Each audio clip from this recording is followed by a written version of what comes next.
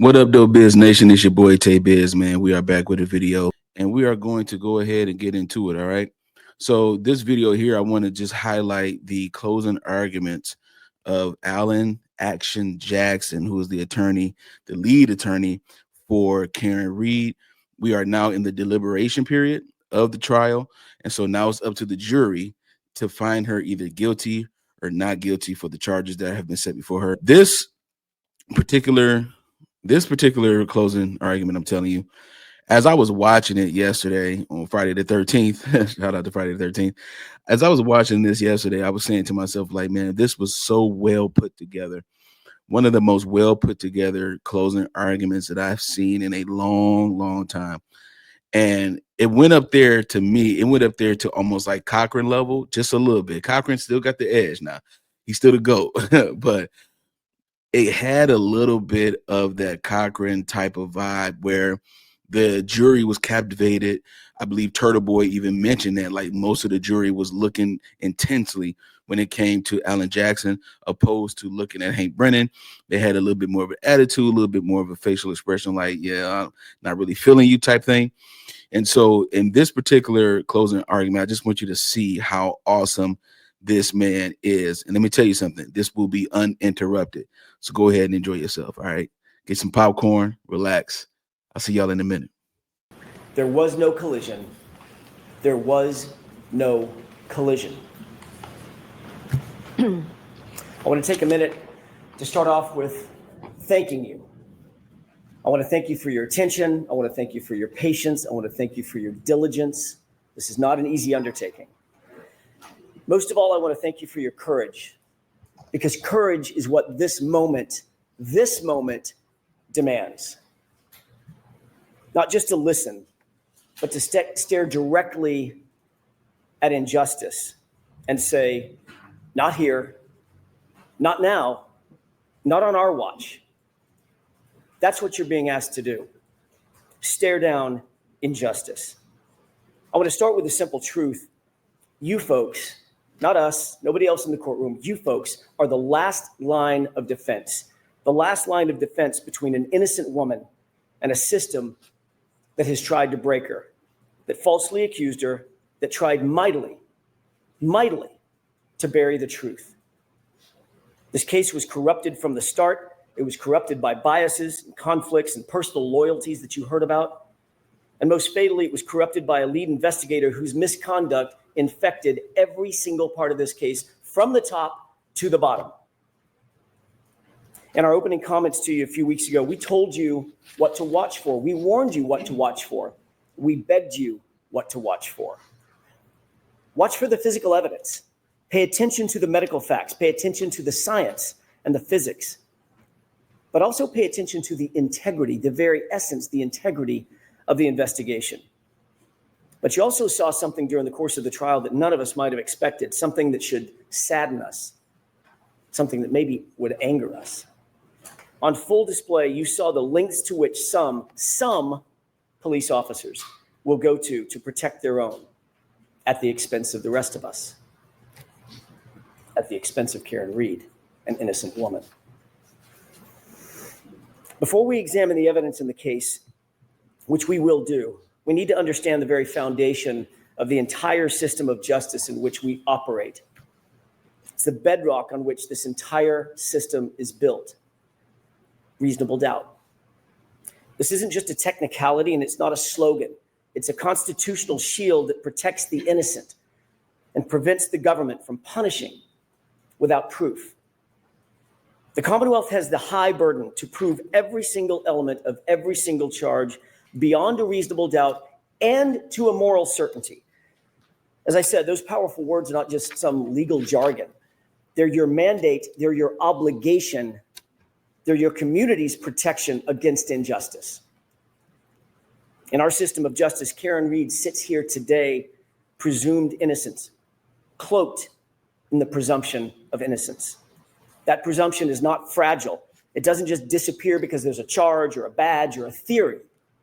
That presumption stands firm unless and until the Commonwealth clears that high bar, the highest bar the law provides, proof beyond a reasonable doubt and to a moral certainty. That means at the end of this case, at the end of the trial, you think about one or more of the charges, you think, you know what, maybe that's true. It might be true. Then you vote not guilty.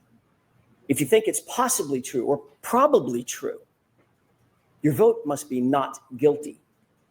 If someone among you thinks it's likely true or even very likely to be true, your vote is not guilty.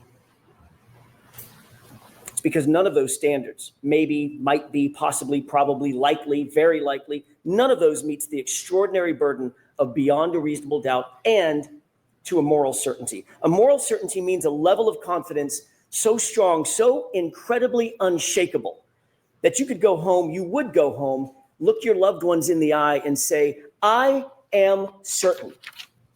Not probably, not likely. I'm morally certain, and my certainty remains unshakable. The law defines moral certainty as the highest level of certainty known in all human affairs. Think about that. You must be that certain about the entirety, not part of, the entirety of the Commonwealth's case. As we discuss this case, you'll see that the Commonwealth comes nowhere near, nowhere close to reaching that extreme burden of proof. Ladies and gentlemen, on January 28th, 2022, it was a Friday night. John O'Keefe and Karen Reed made plans to meet up with friends, go out for drinks. You saw through video evidence and eyewitnesses that they were affectionate, they were loving, they were in good spirits throughout that evening. They started off at C.F. McCarthy's, which you've heard about, and eventually made their way over to the Waterfall Bar and Grill.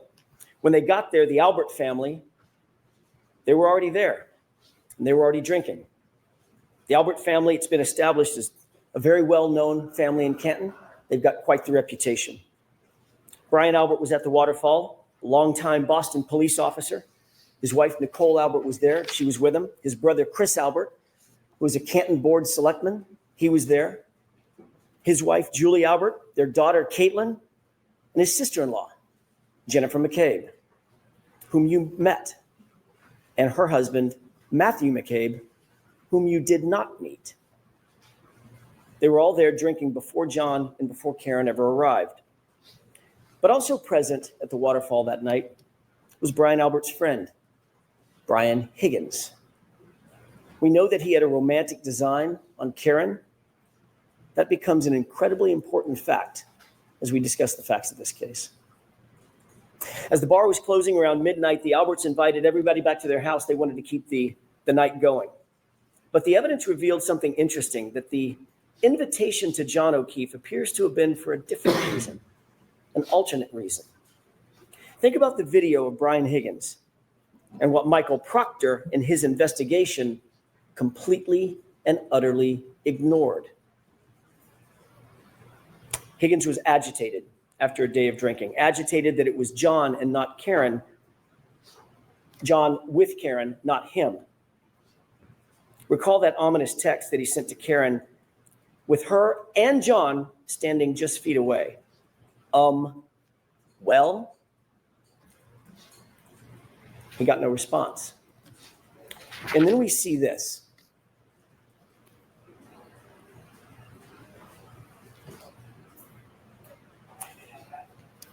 That's what Brian Higgins was confronted with following his well text. What of all things starts going through Brian Higgins' mind? Where does his mind go? What is he thinking about after seeing this, after witnessing this? He shows you. And if Michael Proctor had been the least bit interested, this video would have shown him too. Take a look.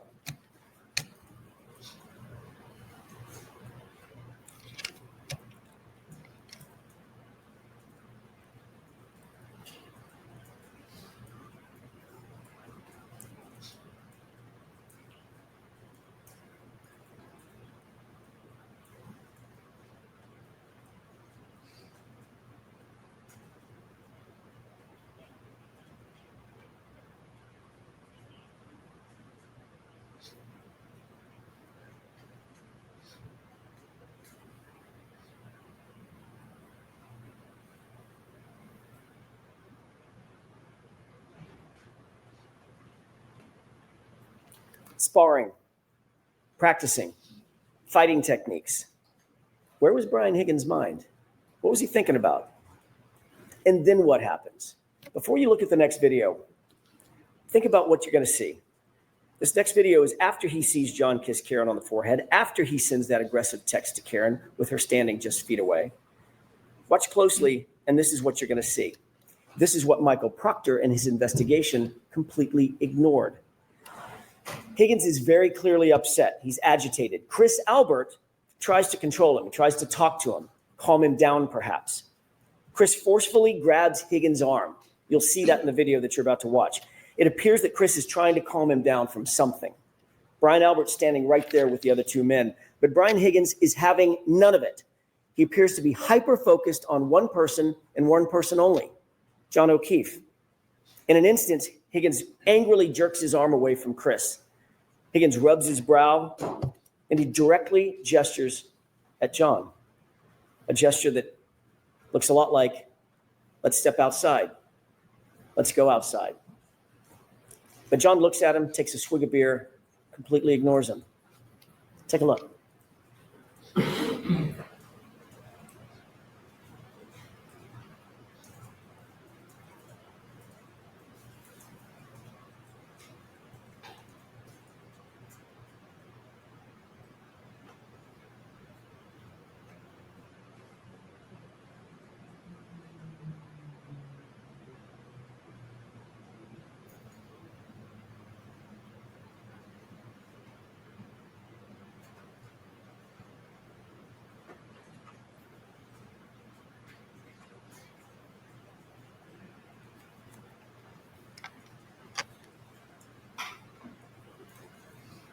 Michael Proctor, the lead investigator in this case, had all this footage, but he did nothing.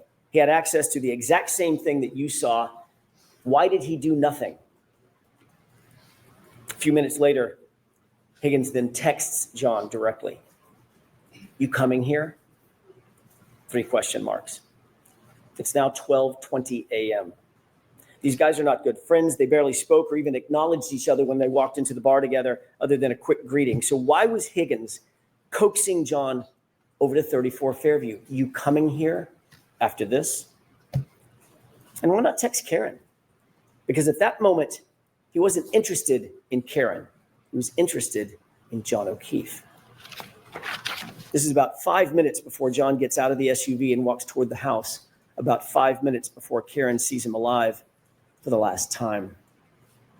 So what happened inside that house, or that basement, or that garage?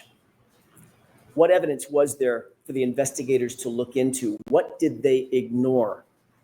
Laceration over John's right eyelid, black eyes, a large dog at the home, an obvious dog bite on John O'Keefe's right arm, a head injury from falling backward onto a hard surface, alleged surface, a text from Higgins, one of the last people to ever communicate with John O'Keefe.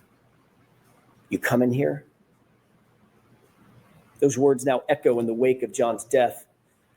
But Michael Proctor, he didn't listen. When John didn't come back outside, Karen, very oblivious to what had happened, thinking she was just left alone in the car out in the cold in the middle of the night, she got frustrated and she drove home. She arrived back at home and her Wi-Fi connected to her car or phone connected to John's Wi-Fi at 12:36 a.m. It's an important time, 12:36 a.m. She left John voicemail after voicemail after voicemail. He was unresponsive. He didn't pick up a single call. He didn't respond to a single text. The longer he didn't respond, the more upset she got. Her voicemails reflect that frustration after the fact. That's the frustration that you hear in her angry voicemails. She uses harsh words and foul language. She's obviously upset. She's obviously irritated because he didn't come back out of the house and he wasn't responding. But Karen did not know what you know. She didn't know what the investigators should have known. She didn't know what was happening with Higgins and Albert and with her boyfriend, John O'Keefe. When he didn't come home At about 5 a.m., Karen went looking for him in a panic. As you know, her worst fears were realized when she found John beaten, battered, bloody, and left in the snow in Brian Albert's front lawn. At 6 a.m., when Karen found John, you heard about the scene. It was described in detail. It was chaos. To use Mr. Brennan's word in his opening statement, it was bedlam. The screams for help by Karen, the yelling and the hollering, ambulances, emergency lights, fire engines, ladder trucks, paramedics, patrol vehicles, patrol officers, all of them swarming all over the lawn just under Brian Albert's bedroom window. And of course, as you learned during the course of this trial, Brian Albert, a sworn peace officer, a first responder trained in being a first responder, never came out of the house. Never went outside to help a fallen fellow officer who was laying on his own property. Never came out. And you learned through the undisputed evidence that the lead investigator, Michael Proctor, for his part, never went into the house. The Commonwealth has struggled to try to prove that John O'Keefe ended up in Brian Albert's front lawn because he was struck by a vehicle. They have failed. They cannot and they will not ever be able to prove that John was struck by a vehicle beyond a reasonable doubt and to a moral certainty, because the science does not lie, the medical evidence does not lie, the physics do not lie. Their investigation was flawed from the start because their investigator was corrupted from the start by bias, personal loyalties. Folks, they cannot prove a collision. John O'Keefe was not hit by a car. There was no collision. So let's start there. I want to take a minute to discuss the actual science, the actual physics, and the actual medical evidence that was presented in this case. The science, it's an old saying, is known as the silent witness. It doesn't lie, it doesn't forget, and notably, it doesn't take sides. If there was no collision, what are we doing here? In order for there to be a collision, there has to have been an impact site. The vehicle had to have struck John, period. I want to remind you of some of the most important testimony in the entire case, and it comes from the Commonwealth's own medical expert, Dr. Irini Scortibello, the Commonwealth's medical examiner, someone governed by law to make these decisions. We know that a person struck by a vehicle suffers massive trauma, broken bones, fractures, soft tissue damage, torn ligaments, contusions, soft tissue injury, severe tissue injury, crushing blows. None of that was present with John. None of it. Not anywhere on his body, including his right arm. Not one bruise. Nothing. The fact is, the injuries are not from a vehicle impact. Not his head injury, not those scratch and bite wounds. Not a single medical expert. Think about this. Not a single medical expert called by the defense or called by the Commonwealth has testified that John was hit by a car. Not one. Think about the irony. Not one. That's not just significant. It's literally the most important point in the entire trial. Listen again to Dr. Scortibello's words. Question. You did not include in your autopsy in any fashion any discussion of whether Mr. O'Keefe's injuries were consistent with a motor vehicle accident, did you? Answer. No, I did not. She told you, quote, I did not see any evidence of an impact site, end quote. She was talking about John's body. The Commonwealth's own medical examiner, Dr. Scortibello, performed the autopsy. She did it personally. She's the only one to have personally examined John's body, and she found no evidence of an impact site on his entire body. That in and of itself is reasonable doubt. You don't need anything more. The Commonwealth's case is done. It's cooked. Their own experts said there is no evidence of a collision, no evidence of an impact. If you want to know what an impact looks like, take a look at this. This is what a body looks like after being struck by a car at 25 miles an hour. And this is what a car looks like after hitting a person at 25 miles an hour. These are exhibits from Dr. Welcher, the Commonwealth's expert. John didn't even have a bruise. Make no mistake, Dr. Scortibello was presented with the Commonwealth's theory of the case, the same case that you've been presented with, and she refused to conclude that John's death was a homicide. She flatly refused to conclude that there was a collision. And you know who agrees with that? That silent witness, the science, the physics, the data. Dr. Wolf and Dr. Rentschler, you just met them recently. They explained they were not initially hired by the defense. They were asked by another agency to conduct their analysis. They looked at the evidence from both sides, not taking a side for the defense or the Commonwealth, completely independent. They looked at the damage to the SUV on the one side of the coin. They looked at the injuries to John O'Keefe on the other side of the coin. Both PhDs, both engineers determined there was no collision. I'm not saying it. The science says it. That SUV's taillight was not damaged by striking an arm, and John was not struck by a 6,000-pound SUV. Period. Full stop. Dr. Dan Wolf did the testing on the taillight. Actual testing, not some ridiculous blue paint kindergarten project. He did lab testing. He did field testing. He did data testing. Actual impact force analyses. In every single test at every single speed, the taillight damage was inconsistent with striking an arm. In every test, the taillight damage was inconsistent with damaging the shirt, the sweatshirt. Remember that severe internal damage to Karen Reed's taillight. Not just the outer lens. The internal diffusers were completely smashed, completely shattered. ARCA testing established that all the internal components of every single test taillight, especially the diffusers, remained completely intact. Conversely, on Karen's taillight, the diffusers were almost completely gone. Folks, understand something. If any part of that diffuser portion of the taillight is broken, there is no light. It doesn't illuminate at all. It's just black.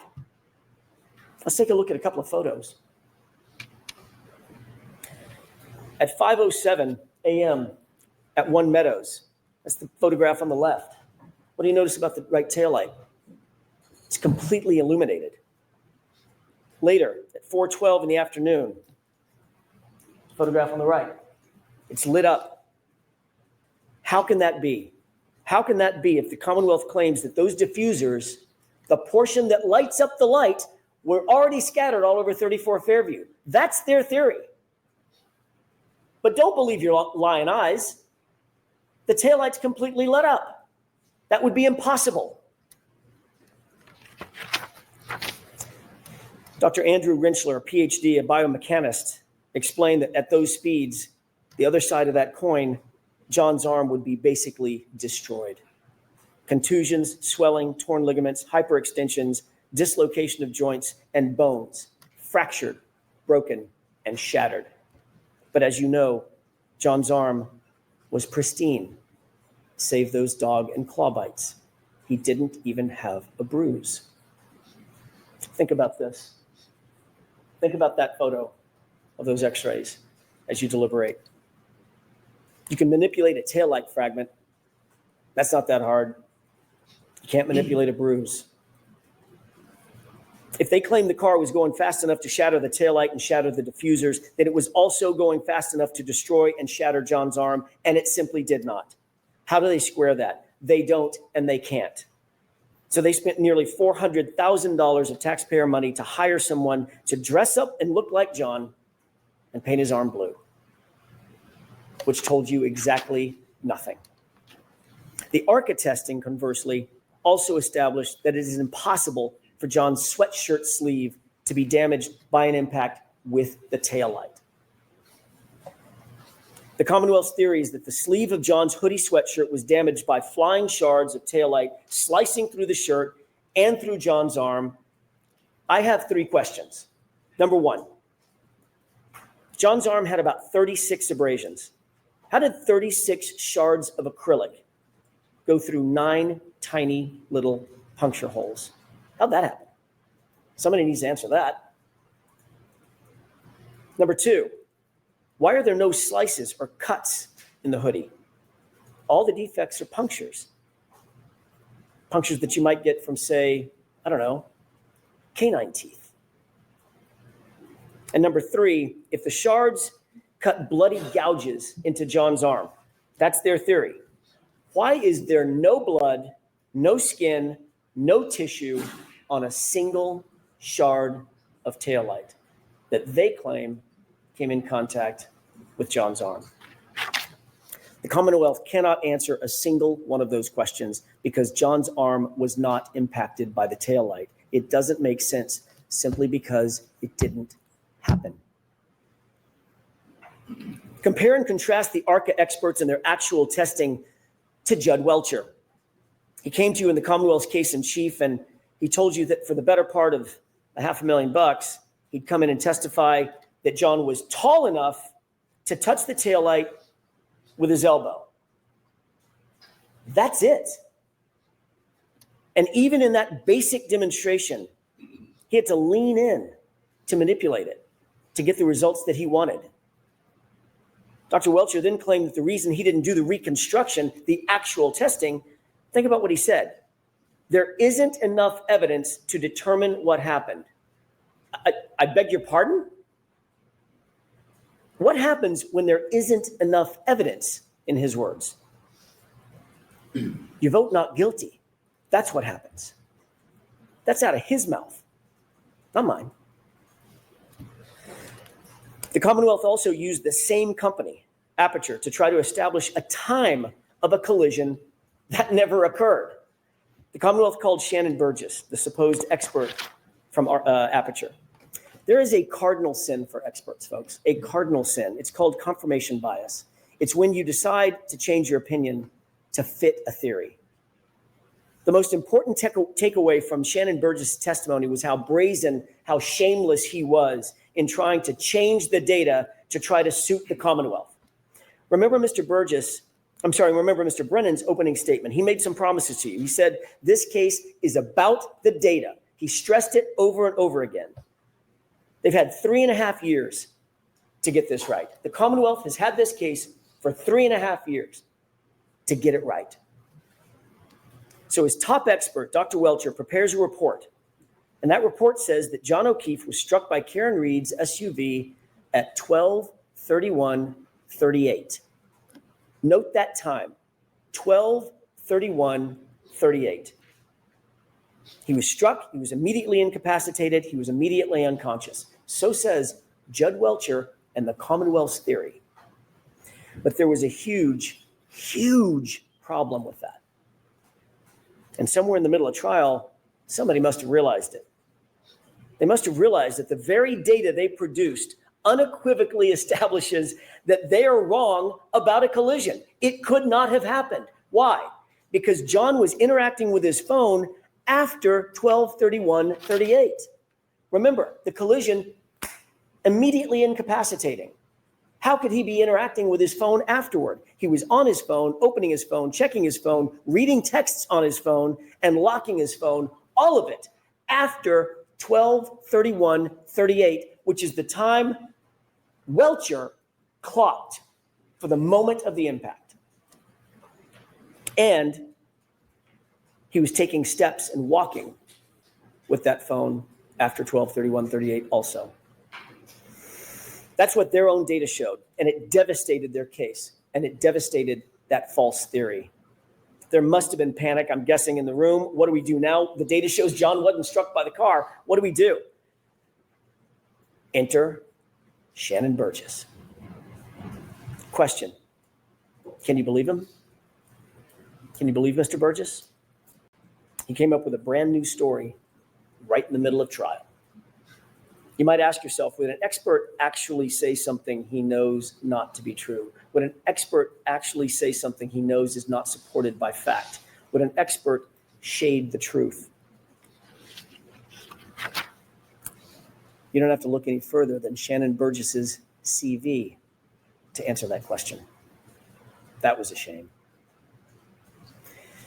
Even with the pull and push and stretch and manipulation of the time data that Mr. Burgess came in here and told you about, it still shows that John O'Keefe was very much alive and walking around after they claim he was hit and incapacitated. Think about that. Matt DeSogra looked at Burgess's report and told you that in 30 out of 30 scenarios of the possible time skews that Shannon Burgess identified. He came in the middle of trial and identified all these other time skews that he called it. In every single scenario, John was alive and walking after they said he was hit. And that's a problem for them because there was no collision. Just look at Mr. Whiffen's data, Ian Whiffen.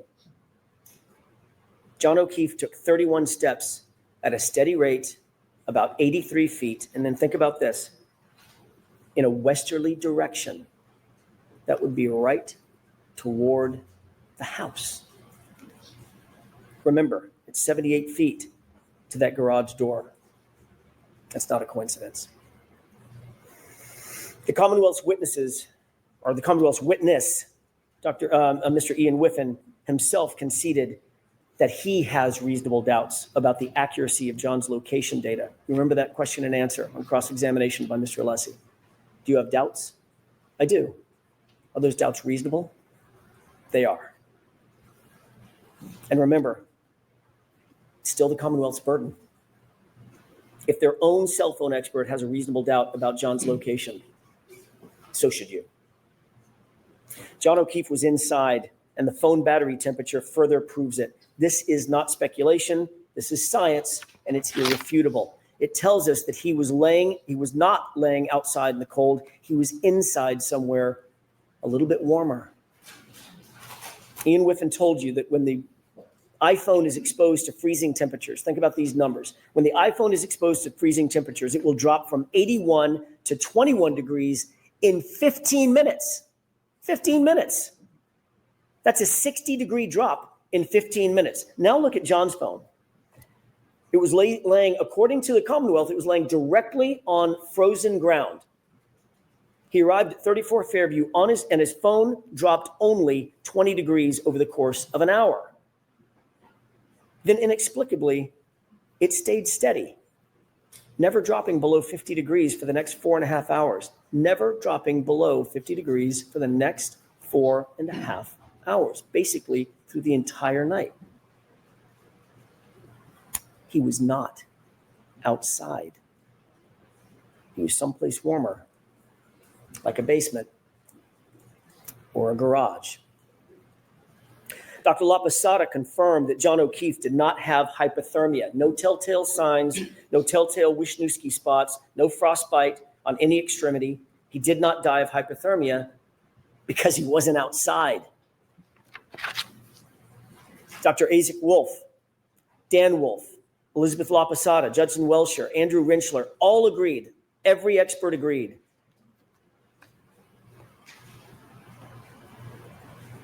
This is how John O'Keefe died. A rearward fall from a standing position.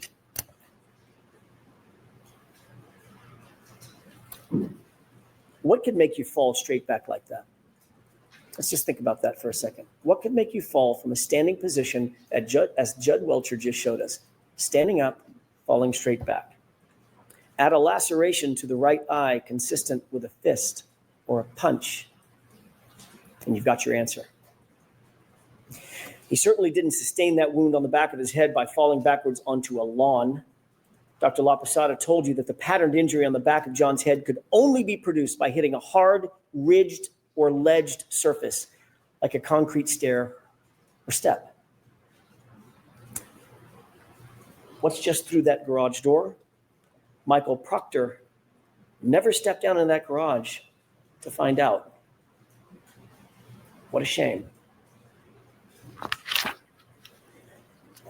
And look at the arm. Just look at John's arm. You don't need the top experts in the country, but you had them. You don't need the top medical minds on the planet on this issue, but you had them. These are dog bites and scratches. These are animal wounds. Not one witness has been called in their trial. Not one. 8 weeks and counting. Not one witness who actually disputes that John O'Keefe's arm injuries are from a dog. The Commonwealth could not find a single medical expert, a single medical witness who would come in here and tell you those are inconsistent with a dog bite or a scratch. And it's equally clear that there was no collision. Dr. LaPosada told you in probably the clearest voice in the entire trial. You remember her testimony. He didn't get hit by a car, in her words. He just didn't get hit by a car. You remember the question that was posed by Mr. Brennan, did you consider the speed of the vehicle? And she said, speed didn't matter because he didn't get hit by a car. She repeated it 3 times because it's true, not just because she says so, but because the medical evidence proves it. The medical science proves it. There was no collision. Dr. Rentschler told you unequivocally and just as firmly he didn't get hit by a car. The Commonwealth has not met their burden. They cannot meet their burden. The Commonwealth hasn't called a single medical professional, not one, to testify that John's wounds came from being hit by a car. Not Dr. Scortibello, not Dr. Isaac Wolf. Contrast that with the caliber and the quality of the experts who came in here to tell you what is obvious to anyone with common sense. Those wounds on his right arm are from a dog. This was not an oversight by the Commonwealth. It's just that there is no one out there. No matter how big a check you write, there's not a medical expert who's going to disagree with that. The fact is, this is the central fact in the case. The only fact that matters is literally uncontested by every medical expert. Uncontested, undisputed. There is no evidence that John was hit by a car. None. How much more reasonable doubt could there be? This case should be over right now. Done. Because there was no collision. So given all that, how did Karen Reed end up sitting here? Why is she even here? Why is she in that chair? Why is she in this courtroom? There is a reason for that. And it's a reason they don't want to tell you, and it's a reality they don't want to admit to. The reason we're here is because the system, the very system that was meant to protect her, that was meant to protect all of us, that system has failed badly. So now let's discuss the facts that were and were not presented by the Commonwealth in this case. Over the next few minutes, I want to talk about the utter failure of the police to investigate this properly and to investigate this fully. And what you're going to see is that Michael Proctor, the lead investigator for the Commonwealth, did nothing to actually and properly investigate this case. Let's start with the house. That's the most logical place to start. I think you'd agree. Brian Albert's house, where John's body was discovered lifeless in the lawn. A man, a police officer, is found dead on the front lawn, and no one secures the scene. No tape, no preservation of evidence, no crime scene log, no search warrants, no consent searches, no photographs of the house interior. They didn't treat the house as a crime scene, and shamefully, they didn't even treat the yard as a crime scene. The lame excuse offered by retired Lieutenant Gallagher, it was really cold and windy, and I didn't know if there was a crime that had been committed. What?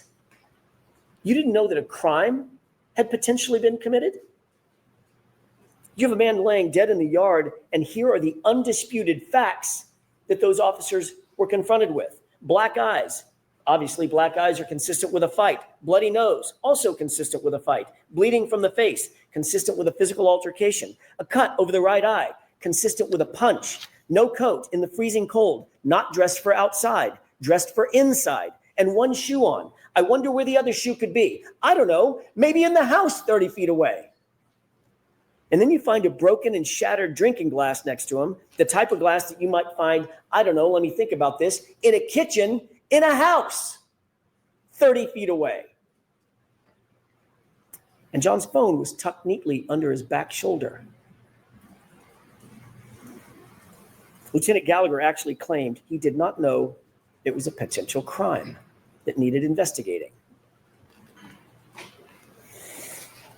The neighbor across the street, Detective Lieutenant Kelleher, had a ring camera that was pointed at the exact direction where John O'Keefe would have been hit, and nobody bothered to secure it. Nobody bothered to secure it. Nobody even bothered to look at it. Of course, this was a potential crime scene. Of course it was. Let's not forget, this was Brian Albert's house, and that comes with privileges. Quote, is the homeowner going to catch any shit? Nope. He's a Boston cop too, end quote. That quote starts to make a little more sense now, doesn't it? Michael Proctor wrote those words just hours after John's body was found. He sent this in a private chat, in a private text he never, ever believed would ever be revealed. He sent that text in a series of messages that now belong to you. You weren't given the opportunity to hear from Michael Proctor, but you can read his thoughts for yourself. And I urge you, go read them. They're in Exhibit 209, in case you're wondering. But here are the highlights. Proctor starts the conversation, quote, all the powers that be, one answers ASAP. He's getting pressure, obviously. Get this done. His friend then asks what Proctor's probably thinking at the time, quote, I assume you guys are out to make it cut and dry since it involves cops. Something stinks. And Proctor responds, yeah, to the something stinks. And then he goes on, but there will be some serious charges brought on the girl. Think about that. Hours into this investigation, there will be some serious charges brought on the girl. She's a whack job cunt. Yeah, she's a babe. Weird Fall River accent, though. No ass bitch. She's got a leaky balloon knot, leaks poo, zero chance she skates. She's fucked.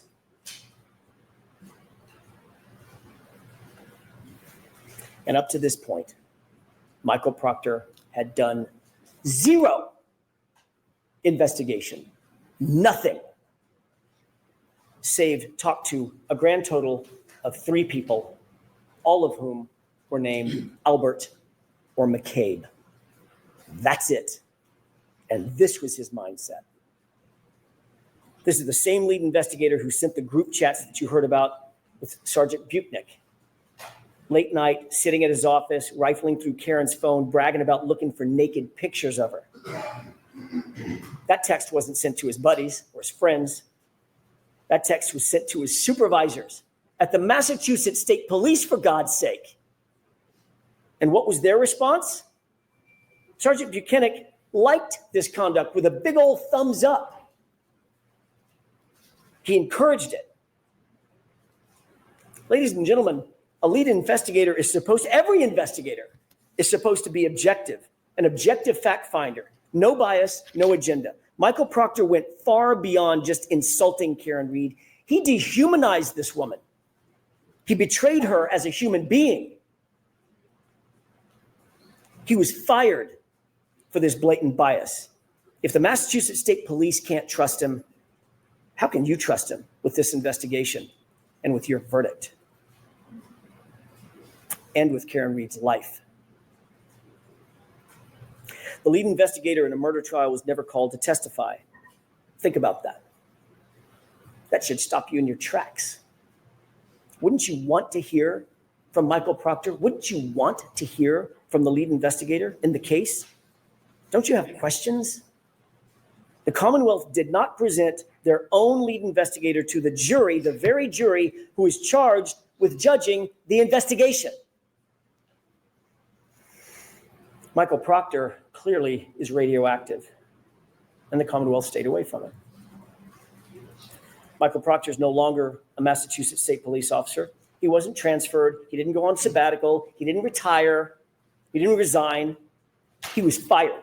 He was terminated for cause. The Massachusetts State Police investigated him, found him guilty of dishonorable conduct, not just for those text messages, folks, for sharing confidential information with witnesses and for bias. Not just any bias, bias in this case, fired.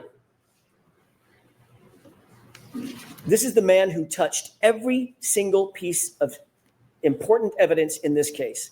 All the evidence that was brought before you in this trial went through his hands one way or another.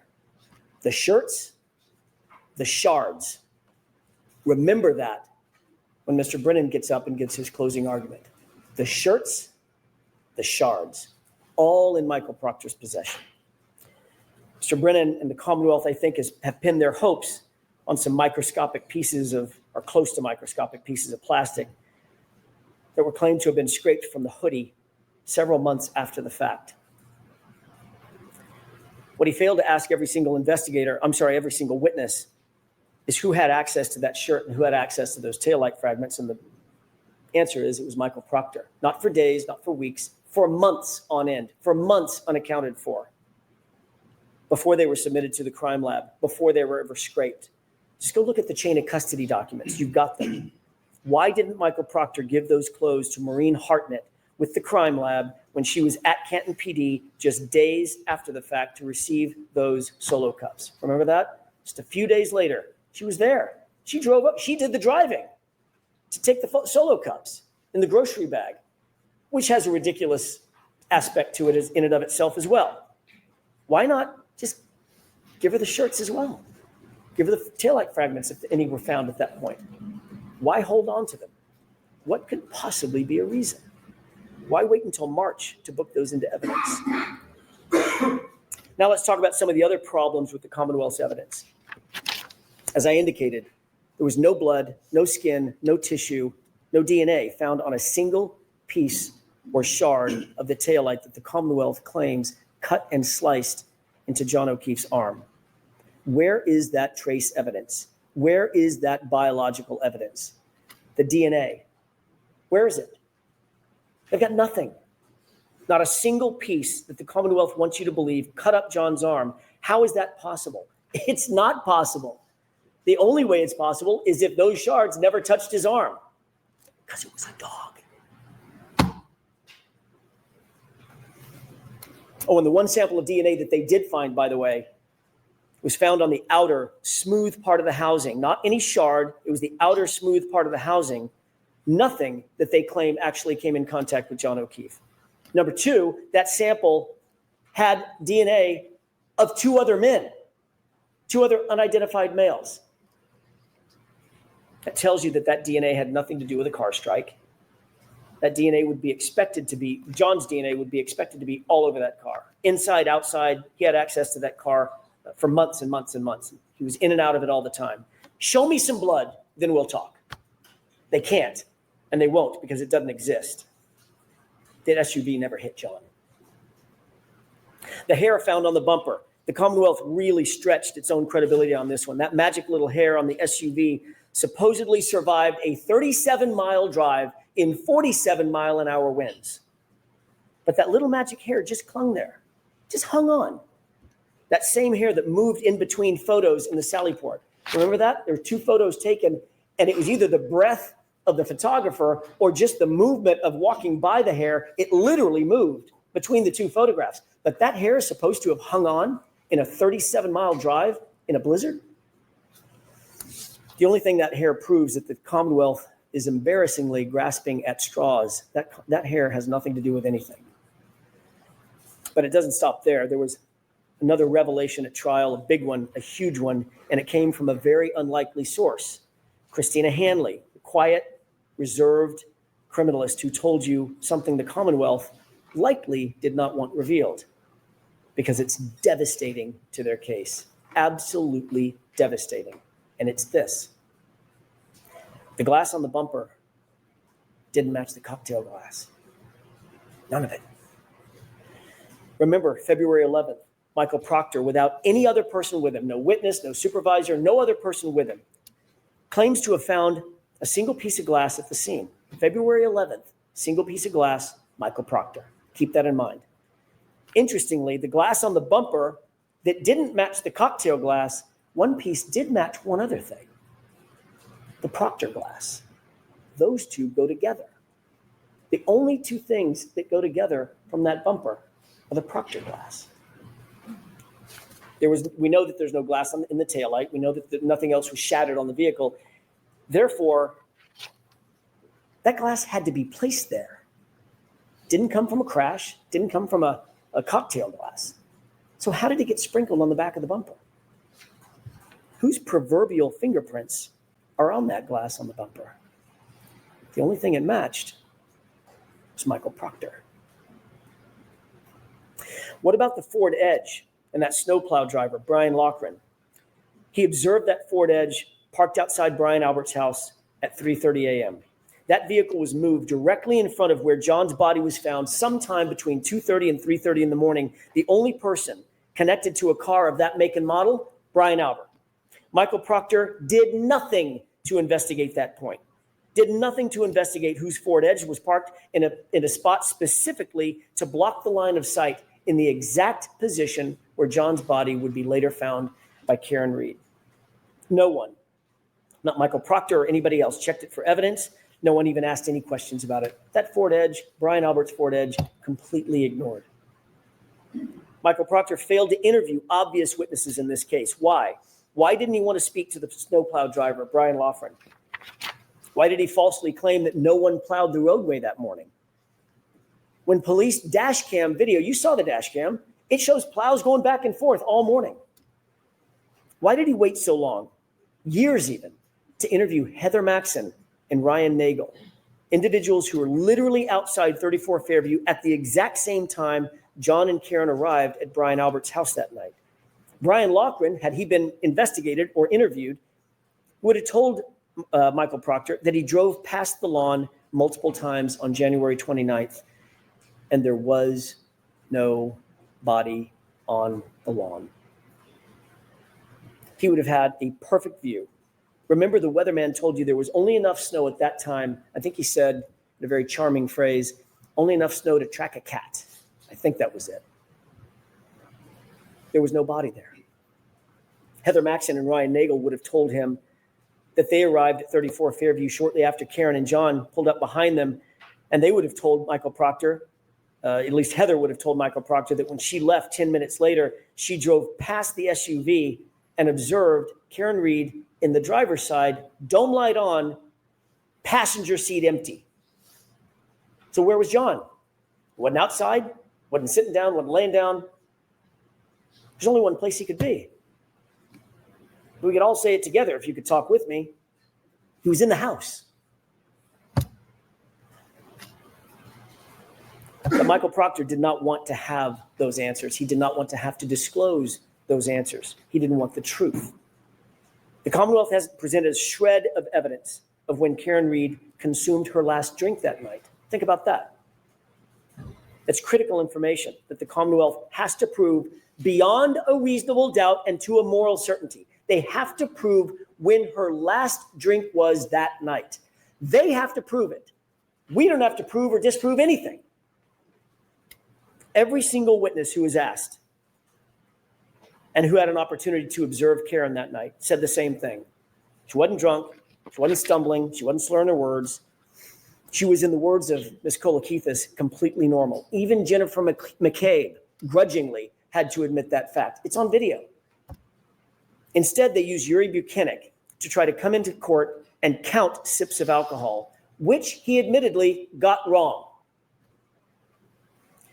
According to Ian Whiffen, the Commonwealth's own expert, the location data, using location data on John's phone, showed Karen driving lawfully. She was driving safely. She was under the speed limit. She was slowing and stopping at stop signs, slowing around corners. And Ryan Nagel corroborated that when he saw her make that left-hand turn onto Fairview. The Commonwealth has an incredibly high burden to prove that Karen was driving under the influence. They have failed to prove that beyond a reasonable doubt and to a moral certainty, because it depends on when she had her last drink. What happened after she got home and she was upset with John for not coming back out of the house? That would answer that question. As you well know, no one searched the house for signs of a struggle. Not that night, not the next day. I'm talking about 34 Fairview. Not ever, not once. Not with a warrant, not with consent. They never went into the basement, the stairwells. They didn't look at the walls. They didn't look in the garage. Nothing was ever examined. Nothing was checked for blood. Nothing was checked for DNA. They didn't look for a ledged or ridged surface. Zero. You'll remember how surprised Jennifer McCabe was to recall that there was a garage door even on the house, except this was her sister's house. She's been going to that house since she was 5. She's seen that house. She's been in and out of that house hundreds of times, maybe thousands of times. She's been going to that house her entire life, and yet she acted surprised when I asked her about it. Remember Jennifer McCabe's answer when I asked her whether there was a door at the garage. I was asking her about the front door, the side door, and the garage door. And her answer was, oh, actually, there is a garage door right there. Investigators never opened that door. Let's change the scenario. What if it wasn't the house of a Boston cop? What if it wasn't the house of Brian Albert? We can be certain that investigators would have torn that house apart to get answers about why a fellow police officer was laying dead on the homeowner's lawn. You can betcha. But because this was Brian Albert's house, a Boston cop, nope. And because he was a fellow cop, an insider, they didn't even open the door. That is not justice, folks. That's just pure favoritism. Each of these facts is more than a question mark. They're failures of duty. They're blank spots on a map where justice is supposed to live. And every single one is a reason why you cannot convict Karen Read. Reasonable doubt abounds. If the Commonwealth failed to investigate every reasonable alternative, how dare they come in here and ask you for a verdict? They didn't investigate the case fully, and yet they're asking you to take the easy road and do their job for them. These facts do not represent reasonable doubt. Nothing does. Every one of these facts that you're seeing that we're talking about represents reasonable doubt. Every one. The police and the prosecution are in a position to take people's liberty. It's the most dire and consequential act a civilized government can take against one of its citizens. Their obligation is not just to try to get it right. They have to convince you to the highest degree of certainty known in human affairs. They have to do it all, every bit of it, beyond any and all reasonable doubt. And they have not done that here. And how about the homeowner himself? The host, the first responder, the Boston cop, Brian Albert, who was sparring and practice fighting with Brian Higgins just minutes before John O'Keefe appeared at his house, 34 Fairview. Brian Albert, who was watching Chloe that night, the German Shepherd. Brian Albert, whose phone and his wife's phone were never secured. Brian Albert, who never came out of the house. But that doesn't mean he wasn't awake. It doesn't mean that he wasn't on his phone. Think about this. Jennifer McCabe claimed that her sister and Brian Albert both slept through this complete chaos right outside their bedroom window. But Jennifer McCabe's phone records tell a different story, and they tell the truth. She spoke with them for the better part of a minute, 38 seconds to be detailed about it, at 5:07 a.m. And then she lied about that call. Remember that? What was the reason for that call at 5:07? Was it panic? Was it a warning? We know that conversation took place at the precise time Karen left her house to go search for John, 5:07. We could answer those questions if we just had access to their phones. Brian Albert, Brian Higgins. But Michael Proctor wasn't interested in their phones. Not only did he not secure their phones, he never even asked. And what about Brian Albert's dog, Chloe? A dog with a history. A dog that is, quote, not good with strangers. Dr. Russell confirmed that John's patterned injuries were from a dog, just like the dog Brian Albert owned. And then Chloe just disappeared. Not there the next morning. None of the officers that you heard from said that there was a dog in the house. They didn't see her. She was just gone.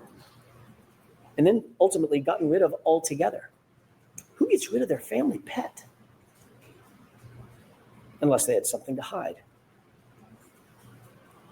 Michael Proctor wasn't interested in that either. And recall the group chat with the Alberts and the McCabes. They were getting their story straight.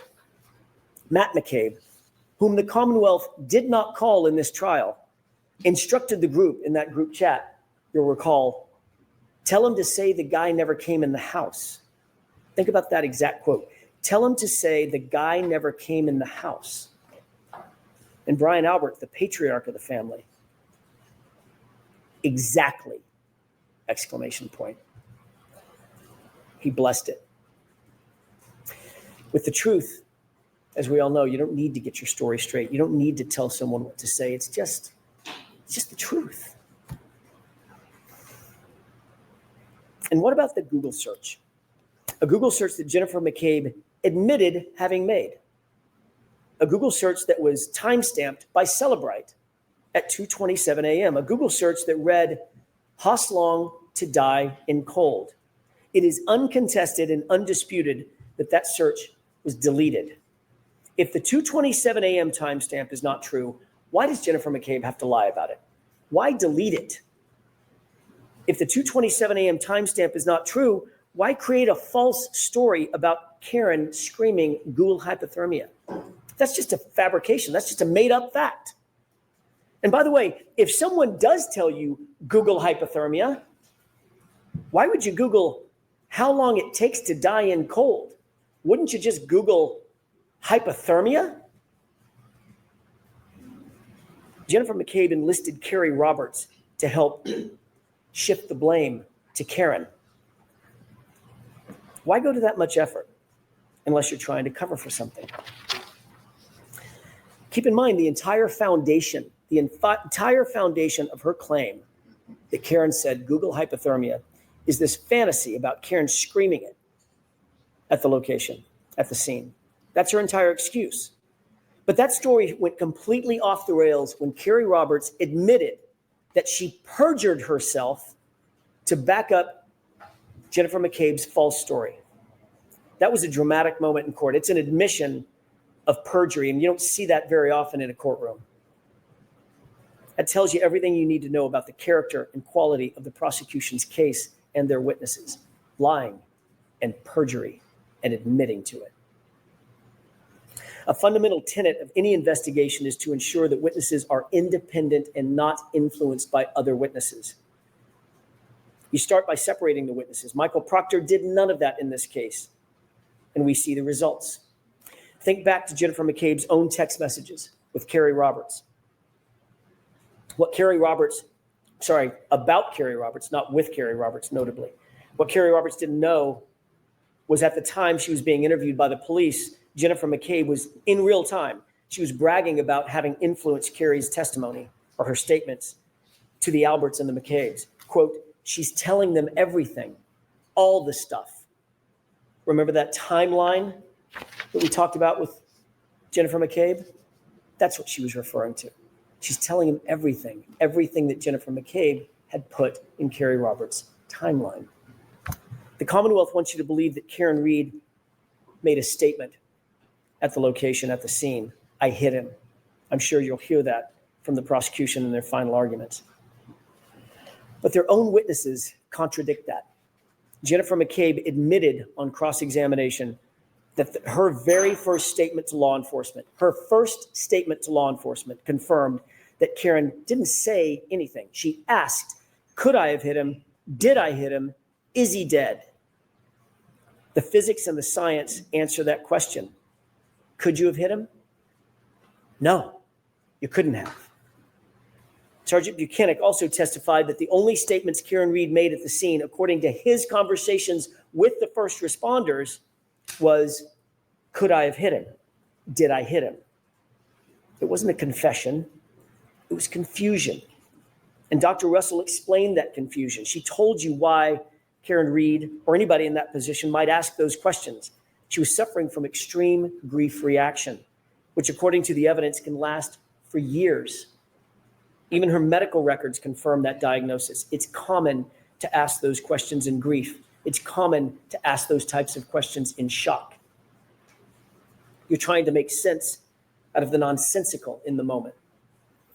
And the Commonwealth has tried to twist those words into a confession. There is no evidence that any officer at the scene ever heard Karen Reed say, I hit him.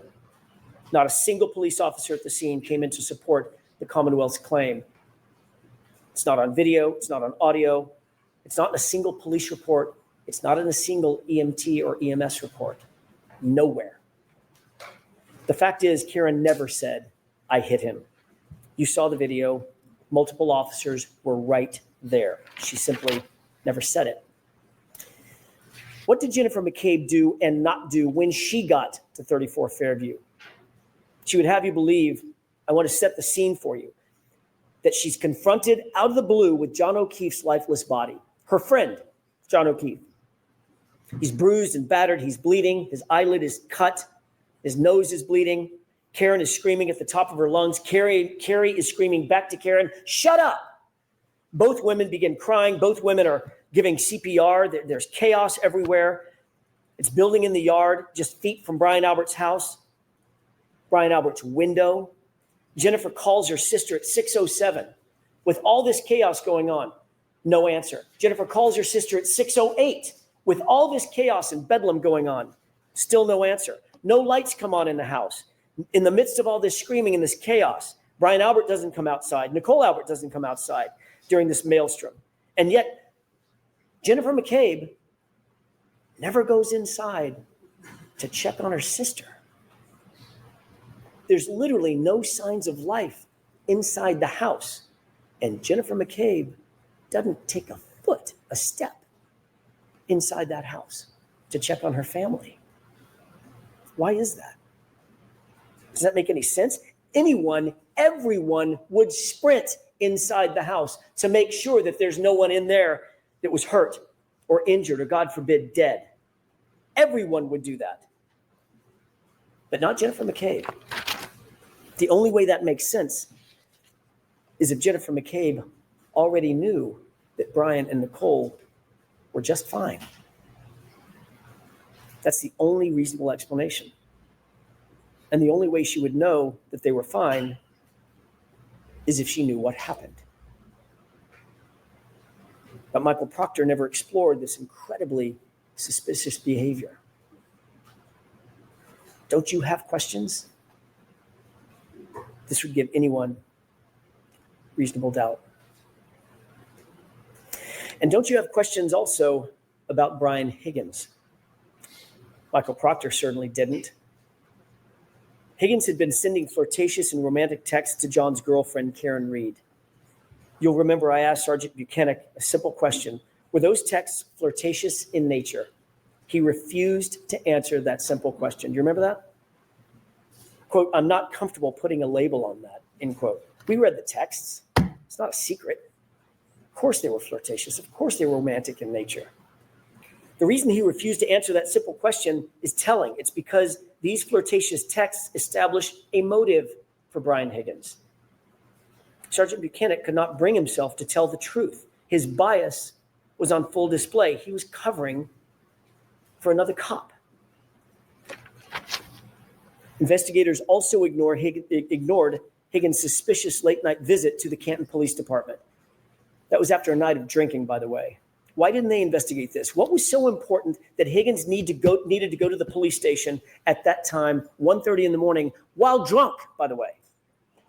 Why weren't they interested in those facts? Remember, he's an ATF agent. He's a cop, a member of the Blue Wall, and best friends with Brian Albert. He would know that the CPD would be the first to get the call when someone reported John missing or injured. He would know what to look for, what to listen for, to determine if a report had been made and when and what the response was going to be. You saw the skulking through the hallways with his hood up, moving bags between cars, and of course, that late night mysterious phone call on his cell phone, a phone that you don't have and that you'll never see. All of that, and Michael Proctor never gave him a second look. All of that, and the Commonwealth, who's supposed to be after the truth, didn't call him to the stand. If you have any unanswered questions about Brian Higgins, that's reasonable doubt. The police didn't interview Brian Higgins on January 29th, 2022, but he was at the police station, as we've just seen. You heard evidence that Higgins and Chief of Police Kenny Berkowitz, also good friends, were in the Sallyport together with the SUV for a, quote, wildly long time. Kelly Dever, another Boston cop, told you that. She also told law enforcement agents that she found it, quote, weird that Higgins could have access to that very sensitive evidence, the SUV. Folks, there is never a situation in which a witness, a potential suspect even, should be given access to the evidence in a case. But that's exactly what happened here. Higgins was given unfettered access to that SUV and its taillight nearly immediately, according to Kelly Dever's statement to law enforcement. And it was at that exact time, the exact moments that Higgins would be in that Sallyport, that the 42 minutes of the Sallyport video is just missing. It's just gone, vanished. Well, that's convenient. Now put in context the condition of that taillight when it was actually seized in Dighton. It was cracked, but not completely damaged. I ask you to compare and contrast Officer Kelly Dever, her attitude, her demeanor. That's all for you to judge. Her attitude, her demeanor, her truthfulness, her motives from the witness stand. Compare and contrast that to Sergeant Nick Barrows. Who's more believable? Officer Barrows is unattached to any of the players in this grand play directed by Michael Proctor. He's truly independent. And what did he tell you? Was the taillight, he was asked, was the taillight in this condition when Michael Proctor picked up that SUV at 412? His answer? Absolutely not. Absolutely not. It was cracked, but not completely damaged, not smashed out like that. So how did the taillight get cracked? How did it end up in the condition where it was cracked, as Officer Barrows saw it, but not completely damaged? Well, you don't have to guess. There's a video. Just watch.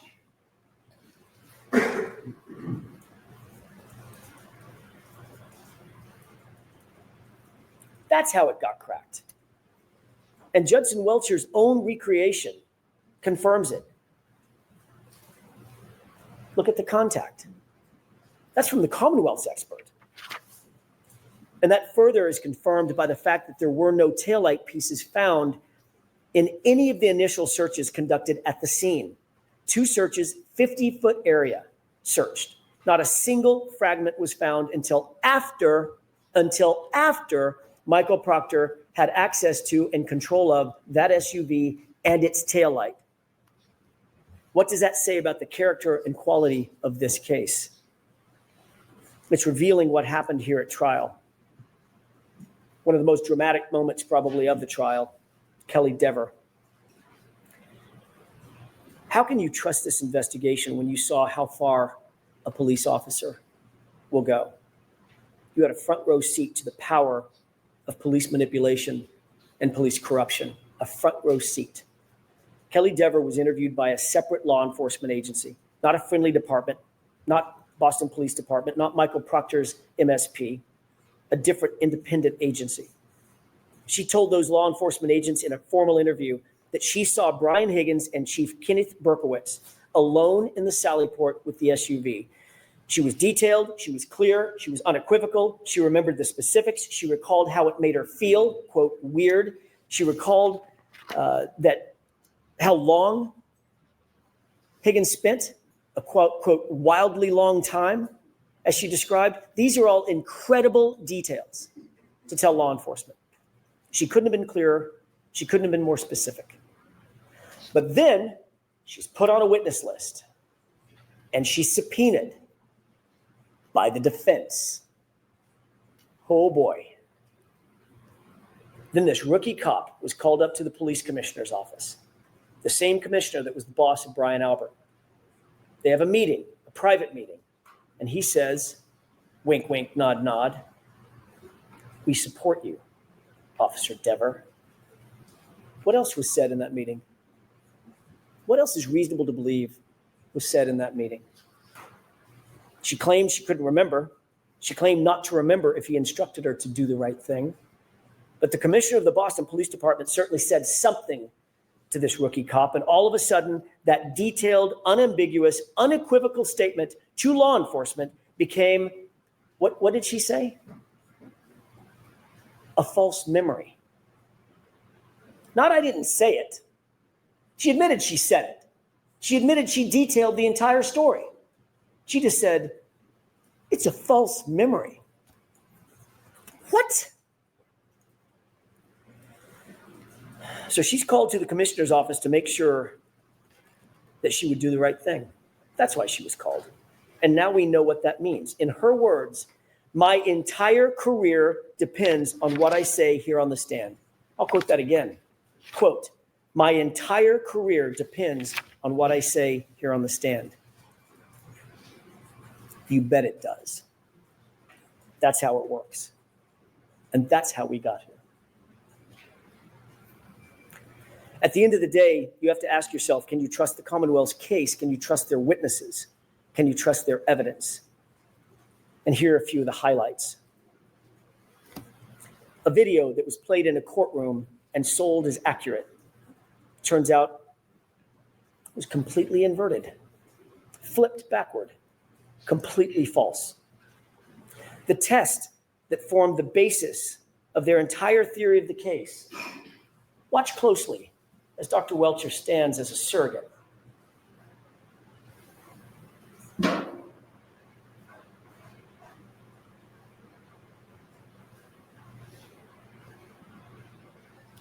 Is that a righteous test, or is that a manipulation? Dr. Welcher tried to deceive and fool you by leaning into the car, manipulating the results of his own test. When the truth was revealed by Dr. Rentschler, the Commonwealth spent the next hour cross-examining it about how that test was meaningless. It actually didn't mean anything. Well, that's convenient now that we realize that it was a manipulated test, and it actually does mean nothing. It didn't represent the theory of the Commonwealth's case. That's what was suggested. That test does not represent the theory of the Commonwealth's case. Really? Then why was Dr. Welcher playing dress up in John O'Keefe's clothes, or identical clothes to John O'Keefe, when he was holding a glass? Why was he holding the glass right behind the vehicle? And why was he standing with his right arm oriented to the right rear taillight if he wasn't trying to recreate the circumstance that is the Commonwealth's entire theory? The Commonwealth stood up here with a straight face and told you they weren't trying to suggest that that's how John was hit by the car. Of course they were trying to suggest that's their theory of the case. They only abandoned it 2 days ago when it was revealed by our experts that it's physically impossible. That silent witness, that science, that physics has become very pesky to the Commonwealth because there was no collision. Dr. Welcher also told you under oath that there were no x-rays taken of John's arm. He tried to deceive you into believing that John's arm might have been broken. I don't know. I didn't see any x-rays, so I can't tell you what the damage was inside the arm. Really? The Commonwealth has had those x-rays in their possession for 3 years. And again, it took the defense to bring out the truth. The x-rays do not fit the Commonwealth's theory, so you weren't shown. And Dr. Welcher wasn't going to admit it. And my goodness, then we get to the sweatshirt. That was a moment. Mr. Brennan stood here in front of you and dramatically held up John's sweatshirt, not just to the witness, but to you, and asked Dr. Wolf about it multiple times. Specifically, while it was in that plexiglass, asked Dr. Wolf about the multiple holes in the back of the sweatshirt. He interrupted Dr. Wolf, and Dr. Wolf started to look at the sweatshirt and say, well, and he said, how about here? Here's a hole, here's a hole, here's a hole, here's a hole, dramatically tapping on that plexiglass. It was clear what the suggestion was, that the holes in the back of John's sweatshirt were from January 29th. That's the impression that was expected to be left with you. That's the impression that he wanted to leave with you. And that's false. The truth is, the Commonwealth created those holes. They aren't holes from road rash. They weren't made on January 29th. Those are cuttings from the Commonwealth's own crime lab, folks. That's what those holes are. And even with 3 prosecutors, all 3 of them, sitting right there in the room at the time, it had to be the defense to correct that record, to bring out the truth. If we hadn't done that, what impression would you folks have been left with? That's more than negligence. That's dangerous. It's dangerous. I'm going to guess that Mr. Brennan's not going to say much about this, about the fraud that was attempted on you. And if he doesn't, that speaks louder than any concocted excuse that the Commonwealth might come up with. It's shameful. It's shameful. We are after the truth in this courtroom. You're entitled to it. Demand it. Why would the Commonwealth stoop to a stunt like that? It's desperation. They know what you now know, what their experts know. There was no collision. So now we've reached the final moments of the trial, and you've seen the facts and you've seen the evidence, and we've just talked about dozens and dozens and dozens of facts that are reasonable doubt. Each one of them are reasonable doubts. These facts, these note cards that you're looking at, piled high, one on top of another, literally stacks and stacks of them covering the table. As you mentally sift through those cards, realize that every one of them is a massive hole in the Commonwealth's case. Every single one of the note cards represents a hole in the Commonwealth's case. If you're holding mentally even one of those cards, you're holding reasonable doubt, folks. You're holding a not guilty verdict. Reasonable doubt is not a sliding scale. It's a wall. If the Commonwealth cannot get over every one of these dozens of walls, you have to acquit Karen Read. The truth is, Karen Read is not guilty. Not because of technicalities, but because the facts, the law, the science, the physics, the data, they all say so. They demand it. The Commonwealth does not have a theory about how John was hit by the car. They haven't even shown you that it's possible that he was hit by a car. And the reason they haven't is because it's not possible that he was hit by a car. There was no collision. Your job is not to do their job, their burden entirely. It's theirs. They have to prove this case and their theory beyond all reasonable doubt and to a moral certainty. And not only do they not have a theory, they can't prove one that doesn't exist. All you need to know is that the Commonwealth failed. They failed to provide you with a truthful representation. They failed to prove the essence of their case, that John was even hit by a car to begin with. They failed to prove any intent on the part of Karen Read because she has none. They failed to investigate the actual suspects in this case. They failed to present the lead investigator to you. They failed to justify the perjured testimony that you heard discussed in this case.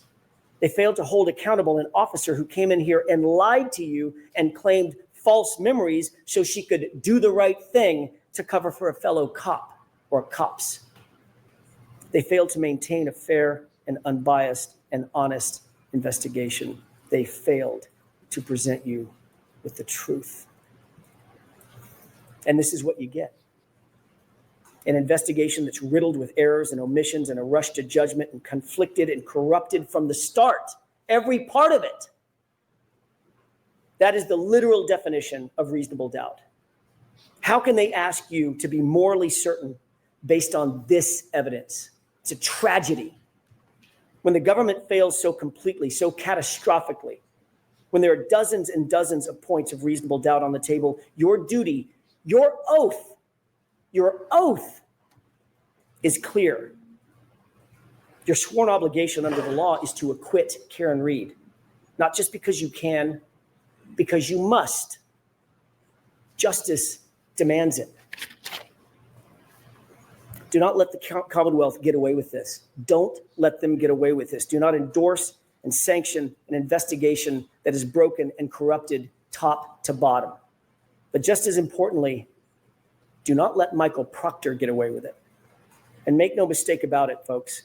If you convict Karen Read of anything, if you convict her of anything, science, the physics, the data, they lose. But tragically, Michael Proctor wins. Remember his texts. Something stinks. Yeah, but serious charges will be brought on the girl. She's fucked. Could you ever say to yourself, this is justice? The fact is, there was no collision. A car did not kill John O'Keefe. So I ask you, let your voice be heard, not in whispers, but in truth. Let the community feel, through your verdict, that justice cannot be bent and that it will not be buried. Find Karen Reed not guilty, not guilty, not guilty. Thank you.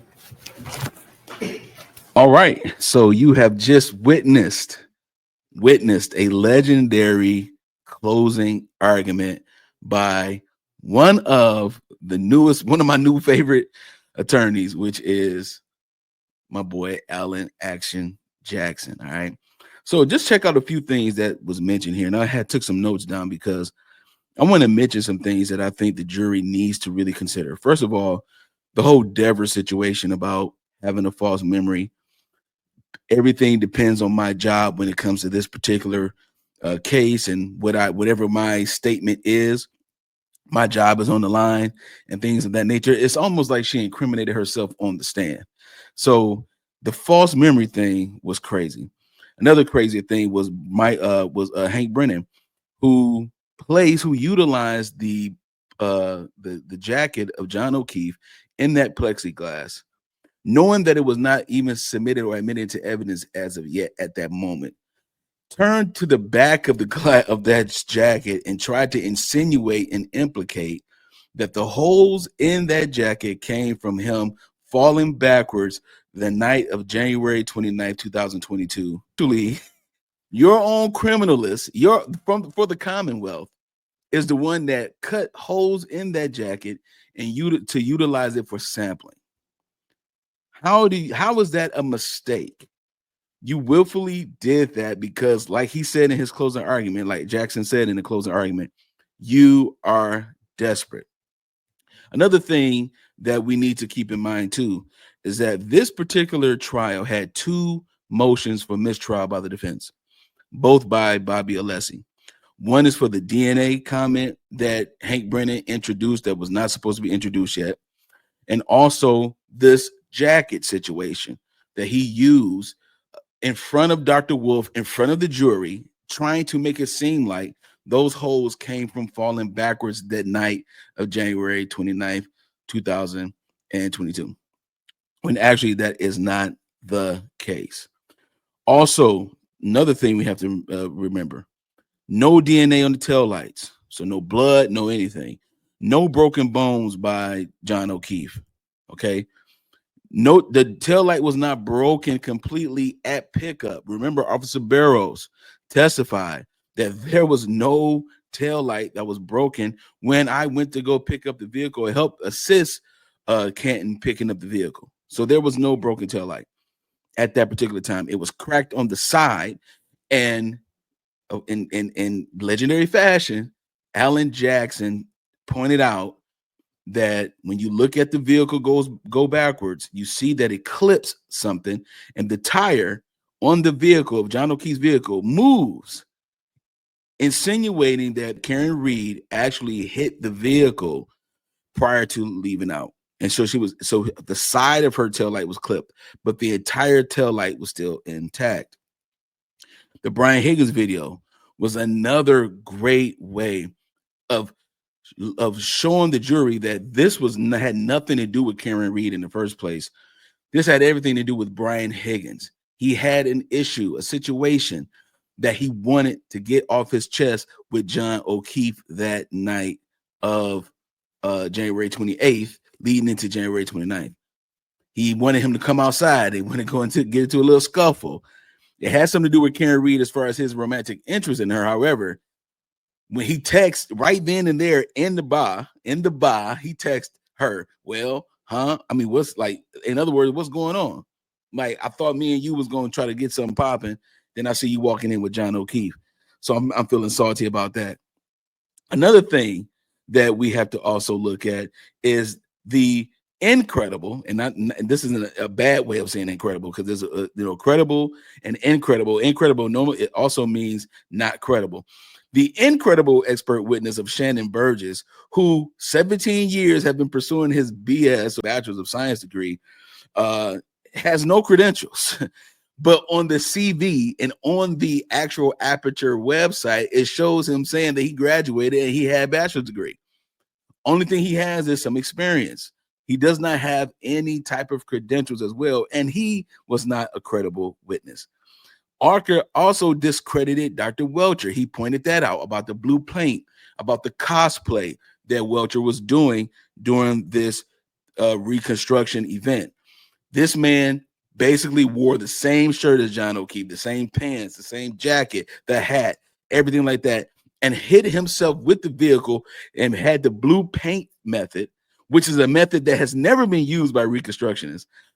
Utilize this method into this particular tail light at a speed of 2 miles per hour could have caused this much damage, and all that blue paint is supposed to represent the damage that was caused by John O'Keefe. Well, let me tell you something. That vehicle was reversed in 2 miles per hour, and you leaned into it.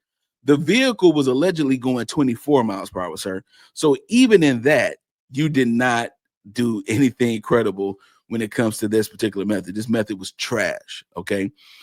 ARCA actually utilized intervals of miles per hour of speed. 10 miles per hour, 17 miles per hour, 23 miles per hour, 24 miles per hour, 27, 29 miles per hour. They had enough information to debunk Dr. Judd Welcher.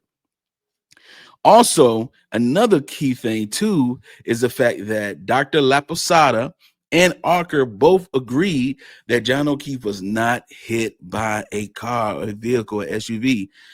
There was blunt force trauma, but it wasn't from a vehicle, because if he did, according to the evidence that we saw through the witness statements of Dr. Wolf, if he were to get hit by a vehicle going at that speed, okay, in reverse, 87 feet now, 87 feet in reverse, going into an arm, his arm would be broken.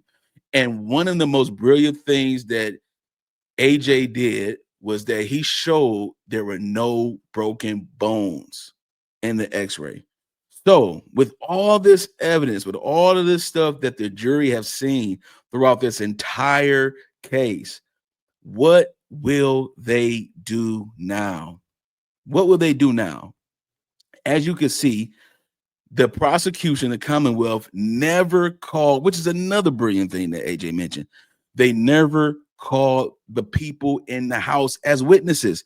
Jim McCabe, Colin Albert, Brian Albert, Brian Higgins. Nobody in that house with significance was on the witness stand this time around.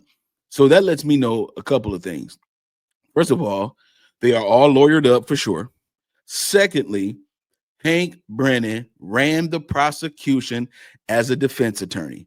He was a prosecutor, and he is also known for being the defense attorney for Whitey Bulger. Now, he wasn't the lead attorney, but he assisted the lead attorney. I believe his name was John Gray Sr. or Jr., something of that nature. He actually was able to assist him in being Whitey Bulger's defense attorney. And then he utilized his defense attorney career for the most part when it comes to law and trial law and things of that nature. And now he came back as a special prosecutor, because he really now practices defense, criminal defense. So all of this right here, when you see how he ran his prosecution, he ran it like a defense attorney. You know, even when he did cross-examinations like a defense attorney. That was his wheelhouse, trying to discredit the witness. He was a one-trick pony. All he tried to do was discredit witnesses. He never tried to discredit the facts, data, statistics that they came up with, the methods that they came up with. A lot of times he tried to confuse the jury, try to ask confusing questions, compound questions, leading questions, things of that nature. So we are here now in deliberation mode. What is going to happen next? What is going to take place next? What verdict will we get from this particular jury? Okay. And so the foreman, who is a African American man, I believe he's an older male, that shows a little bit of the diversity that we have with this particular jury, a jury along with other jurors that are white, that are other ethnicities as well. So this is a mixed culture of people who are coming together trying to figure out what's going on with this evidence. The main thing is the evidence. What does the evidence show you? Did the prosecution, beyond a reasonable doubt, state their claim and case that Cameron Reed actually did this? Let's find out. Leave your comments. Let me know what you think. Let me know what you think about the Cameron Reed trial, this whole thing, the verdict. Is it going to be a not guilty? Is it going to be a guilty? Do you think it's going to be a hung jury? Okay. Let me know what you think about it. In the meantime, do yourself a favor. Like, comment, subscribe to Taybiz TV. I'm your boy, Taybiz. Peace. If you want more content from Taybiz TV, go ahead and subscribe to the channel. Hit the notification bell, man. Peace.